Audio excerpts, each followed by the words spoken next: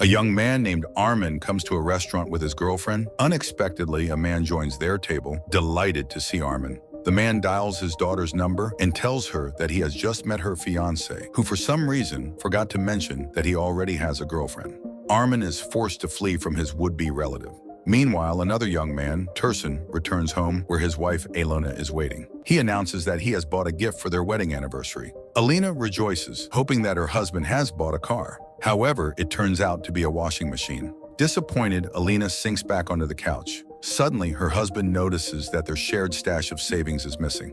Alena explains that she spent the money on a dress and mentions her friend, whose husband gave her a trip to Europe for their anniversary. She then orders Tursun to take out the trash. At the same time, Armin calls Tursun. Tursun pretends in front of his wife that his friend is incredibly jealous of their purchase and asks Alena to cook something for them. However, Alena again brings up her friend's husband, who spends his time meeting friends at a cafe. Frustrated, Tursun goes to take out the trash and finds Armin hiding between the dumpsters. Armin hopes to lay low at Tursun's place, but remembering Alena, Tursun suggests they go to a cafe instead. The friends flag down a taxi, driven by a prankster named Tima.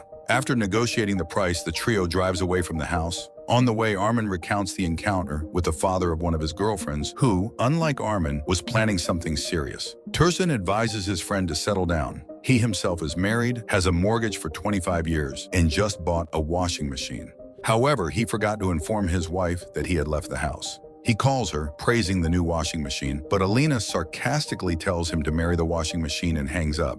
Tima chimes in, noting that he has a perfect relationship with his car, which he affectionately calls his swallow. Suddenly, the car gets stuck in traffic. The guys see a pink car on the roadside and a girl trying to figure out why her car won't start. She asks for their help, but they refuse, mocking her driving skills. They continue on their way until they are stopped by a patrol. It turns out that Tima's driver's license has expired. The officer orders the car to be towed to an impound lot. The guys are left without transportation and start hailing another ride. Unexpectedly, the same pink taxi pulls up. The girl admits that she normally doesn't drive men, but she saw they needed help. At this moment, Tursun remembers his wife, and Armin, unable to hold back, admits that they overheard what Alena said. So there's no need to idealize his marriage. Eventually, the guys conclude that all their problems are because of women. Tima jokes that he would have sorted things out with a female police officer. Armin dreams of a world where girls don't have brothers or fathers. Tursun reflects on his wife's friend's husband, who always seems better than him. Suddenly, the driver, Sophia, amazed at their fantasies, offers to take them to a world where only women exist. Soon, they arrive at a bar, and Sophia refuses to take money from the friends, wishing them good luck. Tima leaves while Armin and Tursun enter the cafe and stop in shock. Inside, there are only women who scream with excitement upon seeing them. The guys don't understand the commotion, and soon, drinks start arriving from all the tables. A waitress announces that everything here is free for them and they can relax and enjoy themselves. Stunned, Armin reaches for his phone and suddenly notices that all his male contacts have disappeared. Tursun causes laughter when he asks to switch the TV to a men's soccer match. The waitress explains that there are only 3 men in the world, and for a soccer game, they need at least 22 players. Remembering Sophia's words, Tursun asks about the men's bathroom. The waitress apologizes, saying they never expected men to visit the bar. The guys rush outside, shocked to realize they are in a world of women. Tima suddenly appears, telling them that even the police officers here are women. Sophia approaches them again, confused by their surprise. Didn't they want to be in a world without men?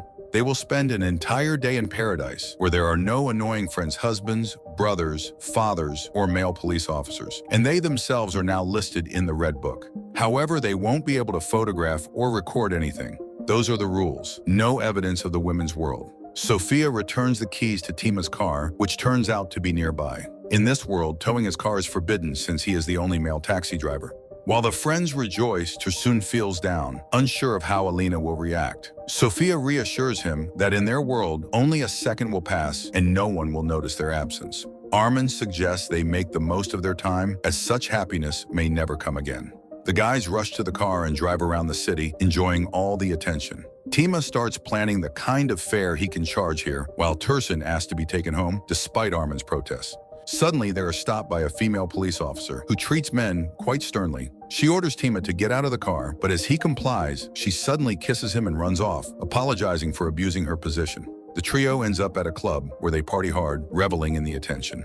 Unexpectedly, a waitress whom Armin had flirted with earlier refuses to get acquainted, which stings his pride. When he insists, she explains that he's too arrogant and self-absorbed, then wishes him a good evening. Tursun cheers up, happy that even in this world, women like her exist. The guys continue dancing and drinking until a security guard asks Tima to step outside, saying someone is waiting for him. Surprised, he goes to the door and sees Olga, the police officer. Pretending not to know her, he hides and returns to the others, reporting that the traffic cop has tracked him down. Tursun eagerly supports the idea of leaving the club, desperate to get home. Armin insists they drop off their married friend and continue partying until morning. However, when the waitress brings the bill, it turns out to be huge. The rule of the club is that while the men drink and eat for free, they must pay for the women's orders. Armin suggests they stay until morning, when their 24 hours will expire. But at that moment, they see men all around them. Horrified, the three rush outside where Sophia is waiting. She reveals the main condition of their visit. Throughout these 24 hours, the men cannot refuse any request from women. Otherwise, they will be trapped forever in a world inhabited only by men. They had one chance to make a mistake, and they already used it. The guys empty their pockets, scraping together just enough cash to pay for their evening at the club. Tima then sees Olga standing by his car. She invites him for a ride around the city, and he cannot refuse. In the morning, they part ways. Meanwhile, Alina offers Tursun any breakfast he wants, saying she's ready to do anything for her lucky husband. She suggests hosting a dinner for him and Armin, knowing it will please her husband, and then calls Armin, inviting him and asking him to bring some spices. Armin reluctantly agrees. However, when he steps outside, an elderly woman asks him to help carry her bag to her apartment. Armin has no choice but to comply. At the same time, Tima hears a radio advertisement inviting people to a fair and switches it off, since the announcer is also a woman. Suddenly, he notices the women around him begin turning into men.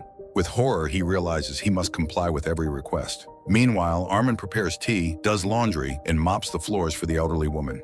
Tursun, on the other hand, is enjoying a delicious meal prepared by Alina.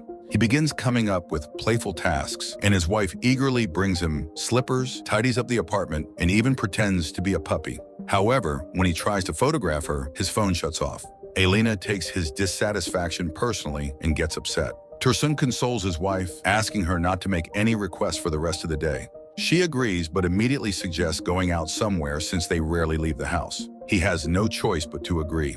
At this moment, Armin finishes mopping the floors. Seeing that the old woman has fallen asleep, he sneaks out of the apartment. Hiding in a park, he is called over by a girl, a painter, who asks him to help move her easel. To his surprise, he recognizes her as the unfriendly waitress from the bar. However, she smiles, explaining that she hated her job there, but this is her creative passion. She introduces herself as Diana. Meanwhile, Tima once again runs into Olga on the road. Following his GPS, he drives off, but Olga gives chase, demanding that he stop. Every time he stops, the female voice of the GPS urges him to keep driving. The chase continues for a while until Olga finally catches up, orders him to stop, and demands he follow her to the station. Tursun and Alina are relaxing at a cafe. Tursun immediately calculates how much he would have to pay for all the women present when an argument erupts. The couple has taken a table that was reserved in advance. Alina suggests leaving, and Tursun eagerly agrees. Meanwhile, Armin is strolling with Diana when a group of girls asks him to retrieve their kite from a tree. Climbing up, he manages to retrieve the toy, but falls. Diana takes him to a cafe. They relax, talk, and seem to fall for each other. Suddenly, Diana begins to flicker, and Armin remembers the spices. Apologizing, he runs off, promising Diana he will find her. At the same time, Olga unexpectedly takes Tima to a hotel. Armin then receives a promotional offer and is forced to go to a beauty salon where he undergoes all the treatments, including waxing. Meanwhile, Tursun takes his wife to a memorable spot in the park where they used to love spending time. He treats her to sausage rolls, just like on their first date. Tima, unable to figure out how to escape from the overly affectionate Olga, hides in a bathroom. He sets a napkin on fire, triggering the fire suppression system and forcing everyone to evacuate the building. Meanwhile, Armin calls Alina to inform her that he bought the spices, but she tells him to come another time. He is happy to have fulfilled her request and hurries back to Diana. Unfortunately, he runs into the elderly woman again, who asks him for a massage. Armin reluctantly complies. At that moment, Diana enters the apartment. She is the grandmother's granddaughter. Together, they leave the apartment, with the grandmother shouting after them not to kiss. Meanwhile, Tima tries to hide from Olga in an elevator. However, during the fire, it locks, and he gets caught again. At Armin's request, Diana paints her own portrait, though she doesn't understand why, since they could just take a photo. Armin cannot tell her the truth and simply says they may not see each other again. Hurt, Diana becomes upset, especially when Armin refuses to kiss her because of the grandmother's request. Sarcastically, she suggests he jump off the roof. Armin stands on the edge and asks her to stop him, but Diana remains silent. Suddenly, a little girl from below screams and begs him not to jump, saying she has already learned her homework, which mentions there are only 3 men in the world. Armin gladly complies and explains to Diana that this is part of the rules of the game. However, she only hears the word game, feels insulted, and leaves. Armin takes the unfinished portrait with him. The guys meet up and discuss their day when Sophia arrives. She explains that only those who were in her car can return to their world. Suddenly, Armin hijacks Sophia's taxi and speeds off to find Diana, determined to take her instead of Sophia. The problem is, he doesn't know where she lives. They arrive at the grandmother's house and she leads them to Diana's place. However, Diana refuses to open the door. The grandmother shouts up to her window, praising Armin, but Diana insists that it was all just a game. Armin pleads for her to believe him, but she refuses to leave. The guys return to Sophia, who refuses to take them home and plans to leave alone. Armin apologizes, explaining his reasons, even offering to stay in this world forever. Sophia remains unmoved. Only when the guys fully repent does she agree to take them back. The taxi drives through the city, and at some point, they return to the normal world. The guys thank Sophia, but she pretends not to understand what they're talking about. Just then, they respond to a request from another female taxi driver, asking them to help push her car. Tursun buys flowers for his wife and heads home, while Tima hugs a passing traffic officer. Armin begins searching for Sophia in all the places they visited in her world, but without success. Later, Tursun sells the washing machine and takes his wife to the park. Armin visits Diana's apartment, but another woman lives there with her very jealous husband. Meanwhile, Tursun treats his wife to sausage rolls and gives her tickets to Paris. Tima retrieves his car and suddenly runs into Olga, who strikes up a conversation with him about his beloved car. The two find common ground. Armin, however, goes to an art school to have Diana's portrait finished. To his surprise, he sees Diana herself. They meet again for the first time and become a couple. During the credits, Tima takes Olga to a hotel, but this time he is wearing a police uniform, determined to tweak a few of her memories. The film's positives include stunning views of Astana and many beautiful women on screen, though, unfortunately, the humor falls flat.